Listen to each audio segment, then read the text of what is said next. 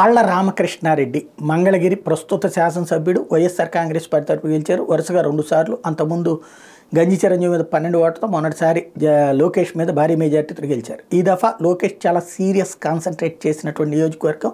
పోయిన చోట వెతుక్కోవాలని అదే చోట ప్రయత్నిస్తున్నారు. ఇంకోవైపున ఇటు వైఎస్ఆర్ కాంగ్రెస్ పార్టీ వచ్చేటప్పటికి పద్మశాలి సామాజిక వర్గానికి ఏకైక నియోజకవర్గం కాబట్టి ఆ కమ్యూనిటీ నుంచి గంజి చిరంజీవిని అభ్యర్థిగా ప్రిపేర్ చేసింది.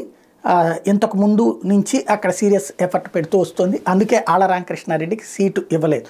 అయితే గంజి చిరంజీవి అందరినీ కలుపుకు వెళ్ళేటటువంటి ప్రయత్నం చేయట్లేదా, లేకపోతే కనుక లోకేష్తో లోపాయకారిగా సెట్ చేసుకున్నాడా అన్నటువంటి తెలియదు. కానీ ఆయన ప్రచారం అంతంత మాత్రంగానే ఉంది.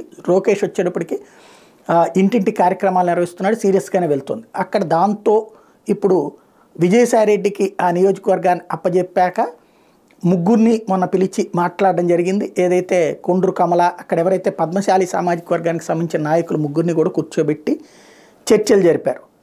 ఆ తర్వాతన ఆళ్ల రామకృష్ణారెడ్డి సపోర్ట్ ఉంటే గెలవగలుగుతాం, పద్మశాలి వైపు నుంచినే ఆళ్ల రామకృష్ణారెడ్డి తోడుంటే కనుక గెలవగలుగుతాం అని చెప్పినటువంటి నేపథ్యంలో ఆళ్ల రామకృష్ణారెడ్డిని విజయసాయిరెడ్డి కలవటం. ఆయన మొన్ననే షర్మిలతో కలిసి కాంగ్రెస్ పార్టీలో చేరారు. ఆ రోజునే కాంగ్రెస్లోకి వెళ్ళారు. ఆయన తాజాగా విజయసాయిరెడ్డి మాటలతో ఆర్కే వెనక్కి రావడం, తాజాగా ముఖ్యమంత్రి జగన్మోహన్ రెడ్డిని కలవడం జరిగింది. దీంతో మళ్ళీ కాంగ్రెస్ పార్టీ, వైఎస్ఆర్ కాంగ్రెస్ పార్టీ అక్కడ కాంగ్రెస్కి షాక్ అయింది, షర్మిలకి షాక్ అయింది.